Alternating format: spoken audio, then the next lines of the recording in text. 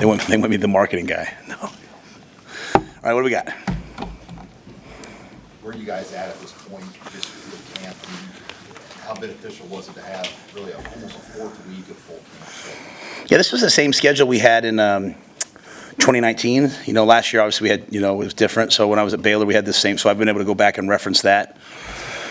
It's been really beneficial. You don't get this time when the year comes. When you're getting ready for a game week, you might get a 45-minute offensive and defensive meeting to put the game plan in on a Tuesday. A 45-minute meeting on Wednesday. So to have a lot of time is really vital. And we've tried to keep it fresh. There's times where we'll let them go early. There's times where the coaches need some time to game plan. We've had speakers come in. Tonight's the talent show, so tonight will be make fun of Coach Rhule night. I've told them that'll directly affect how tonight goes will directly affect the schedule on Sunday. So we'll see how tame they are. But I think it's been great. It's what we need. We have a very old team and a very young team at the same time. When I'm up there talking to teams, sometimes it's like I'm talking to two different teams. I'm talking to these guys down here, and I'm like, right, Giff, right, Deshaun, okay. All right, guys, now listen in the back. So it's really two teams, and which is fun. So it's been a good time. Along those lines, is there anything in this setting you would say that you like in particular in terms of intangibles of this team? This team? I think this team has all the intangibles. At least certainly the veterans guys do. The veteran guys respect the process, and they respect the day-to-day work.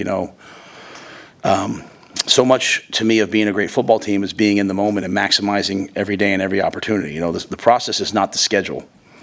It's this mindset of, hey, we're going to dominate the things that we can attack, that we can control. And we have guys who work. Every day I get into it with Ed Foley because, Johnny Bullock or Tommy Hill's running down on scout kickoff, and he's like, Matt, I tell them not to, but they jump in and they run down, and so we have just such a tremendous work ethic with our veteran guys. Our younger guys, it's a work in progress, right? Which it should be, right? They're young, so but they certainly have all of the football character and football integrity they need to learn from is right in that room. Like I'll give you an example. It's hard to have a great team when you have entitlement. When we have a lot of great players who've always gotten things, they sometimes expect things, right? So you have a kid like Brian Buschini who's is going to be a 3-year starter here. Would that be correct? 3-year starter. He's, I think, an excellent punter. And you got Nayor in 18. You got Prince Will in 18. You got Buschini in 18. And, so say to Nayor, hey, you're the last guy here. What number do you want? And Nayor's like, Coach, he tells Garrett, Coach, I'll wear 99 if you guys need me to. And I love these numbers, but I'll wear 99. I come out yesterday, he's in 18, Prince Will's in 18. I look over, Brian's in 13. Brian's like, whatever the team needs. So that might seem like a little thing, but it's not to me. And so I love that character, that integrity, making it more than just about myself. Our older guys, they don't have main character syndrome. They don't think everything's about them. So that should allow us to have a pretty selfless team out there. Hey, Coach, last weekend you kind of challenged your players and your coaches, saying they're on the cusp of being a really good team and challenging the coaches to watch film. How have you seen that response in the last week of camp? Yeah, and when I said that last week, I think that's right where you're supposed to be. I don't think we can say we're a really good team until we prove it. I do like the way we've worked this week. I thought this was a challenging week. Week 3 is the highest volume week. This was week 4, and so sometimes people can start to let up, but I didn't sense any let up this week. We'll see how the mock game goes tomorrow. And what we, like on Monday, I didn't have the veterans practice. I had them coach. I had the young guys practice. And really, we're just trying to collect a couple young guys to prove that they're ready to go if we need them. And so if an Amari Sanders comes through, then the team's that much better, right? We know Ja'Cory is already kind of in that mix. Obviously, Dylan's in that mix. But just trying to challenge some of those younger guys, like I said, the Amari Sanders, the Caleb Bennings, those guys, especially on defense, where we have a veteran defense to come through. And I think we're seeing that progress happen. So we'll need another great week of elite preparation.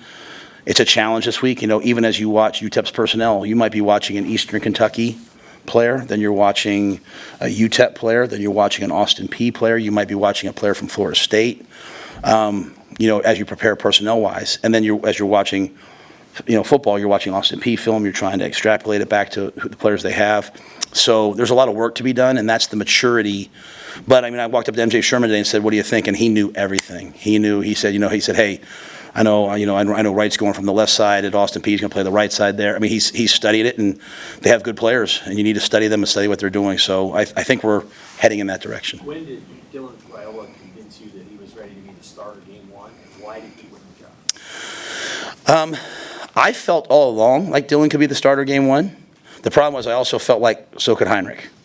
I also felt like so could Danny. And Danny had a really, really, really strong week and a really strong scrimmage too. Why did he win the job? Why did Dylan win the job? I think Dylan puts all the pieces in play, and that doesn't mean the other guys don't. But I think Dylan has elite arm strength. He understands all the run game checks. He understands the entire RPO game. He understands the situational football. And I think he's really cleaned up his footwork in the pocket, which was one of the big things. I know sometimes people want us to name a starter because it's the most convenient thing, but at the end of the day, we want to be a program where you earn things. And so while you might be ahead of people, until you show me you can do this, you're not the starter. And that challenges people to go do this. And so I think one of the biggest things for Dylan has been, and it's really a lot about young quarterbacks now, is Dylan can drop back and throw it behind his back and probably hit you. He can throw it underhanded. But we don't want to do that unless we have to. And so often now these guys